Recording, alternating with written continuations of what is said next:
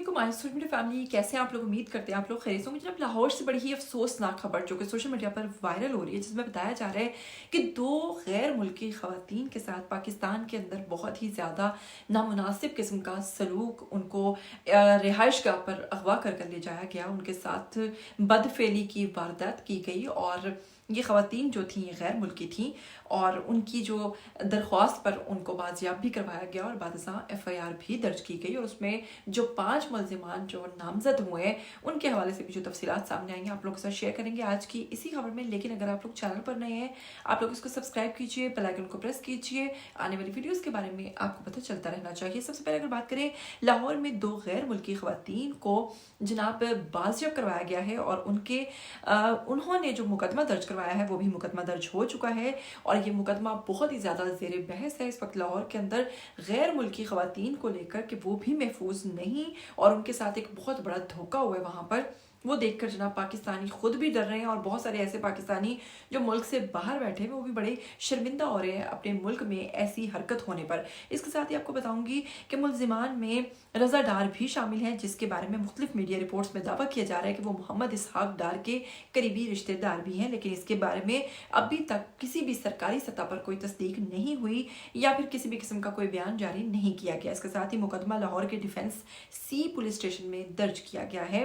FIR के मुताबिक 2 गैर मुल्की खवातीन ने इल्ज़ाम लगाया है कि इन्हें धोखे से एक रिहाइश गाह पर ले जाया गया और वहां पर ले जाने के बाद इन पर तशद्दुद, बदसलूकी और इसके साथ इनको धमकियां और दीगर कानूनी मामला जो हैं वो वहां पर इनके साथ किए गए। और बहुत ही परेशान होकर किसी तरीके से इन्होंने जब पुलिस से रब्ता किया तो पुलिस ने इन खवातीन को वहां से बाजियाब करवा लिया। दरख्वास्त में मजमूई तौर पर 5 अफराद को इन खवातीन ने नामजद किया है, जिनमें रज़ा डार भी बताए जा रहे हैं और वो भी इस चीज़ में शामिल हैं। मुबैना तौर पर कहा जा रहा है पुलिस की कार्रवाई। अब तक सामने आने वाली इतलात के मुताबिक कहा जा रहा है कि पुलिस ने फौरी कार्रवाई करते हुए दोनों गैर मुल्की खवातीन जिनको रेस्क्यू कर लिया है, रिकवर कर लिया है, वो उनके पास है। मुकदमा दर्ज करने की और तहकीकात शुरू करने की जो बाकायदा तौर पर टीमें हैं वो बना दी गई हैं और आगाज़ हो गया है। मुल्जिमान की गिरफ्तारी और शाहिद इकट्ठे करने के लिए छापे मारे जा रहे हैं। तफ्तीशी टीमें जो हैं और CCTV, मोबाइल रिकॉर्ड्स और दीगर शाहिद जो हैं वो भी इकट्ठे किए जा रहे हैं। क्या इसहाक डार और उनके ख़ानदान की जानिब से इस चीज़ की कोई तस्दीक की गई? तो नहीं, ऐसा कुछ भी नहीं। मोहम्मद इसहाक डार की जानिब से, इनके दफ्तर की जानिब से किसी तौर पर इस मुकदमे की बाज़ाब्ता तौर पर कोई स्टेटमेंट, कोई चीज़ सामने नहीं आई जिससे ये साबित हो सके कि वो या उनका करीबी रिश्तेदार इस चीज़ में इन्वॉल्व है। लेकिन फिर भी ये बातें आगे चलकर पता चलेंगी। इसके साथ ही FIR में दर्ज और तहकीकात जो अभी जारी हैं वो हो रही हैं। पुलिस का कहना है कि तमाम इल्ज़ामात की जांच मेरिट पर की जाएगी।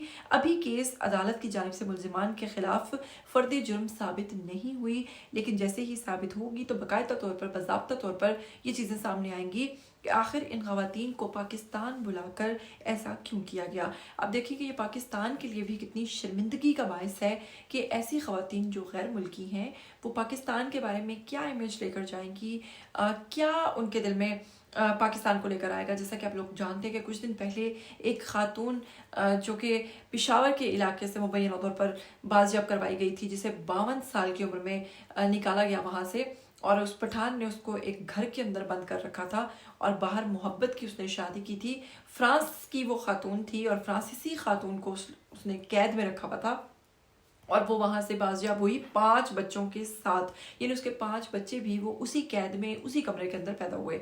अब कितनी अफसोस का मकाम है और इस तरह की चीज़ें जो सोशल मीडिया पर सामने आती हैं इसको देखकर तकलीफ़ भी होती है और अफसोस भी होता है और दुख होता है कि यार हमारा मुल्क जो है वो किस तरफ को जा रहा है।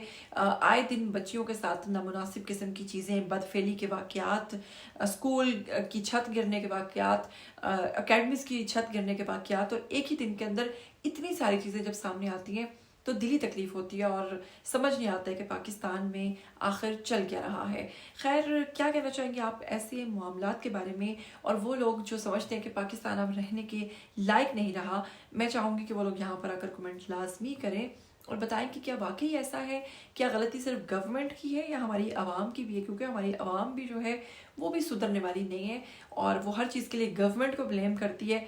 तो अगर गवर्नमेंट और आवाम दोनों मिलकर काम करें तो मुझे लगता है बड़े अच्छे तरीके से तमाम मामला जो हैं وہ ہو سکتے ہیں باہر کے ملکوں میں. یہی تو ایک چیز اچھی ہے کہ ان کی گورنمنٹ کی جانب سے جب کوئی چیز فالو کرنے کے لیے کہا جاتا ہے تو ان کی عوام اس کو فالو بھی کرتی ہے اور اس پر پورا وہ عمل کرتی ہے, تب جا کر جو ہے وہ یہ چیزیں بہتر بنائی جا سکتی ہیں. آئیے کمنٹ سیکشن میں اپنی رائے دیجیے. مجھے دیجیے اجازت, پر ملیں گے. ٹل دین ٹیک کیئر, اللہ حافظ.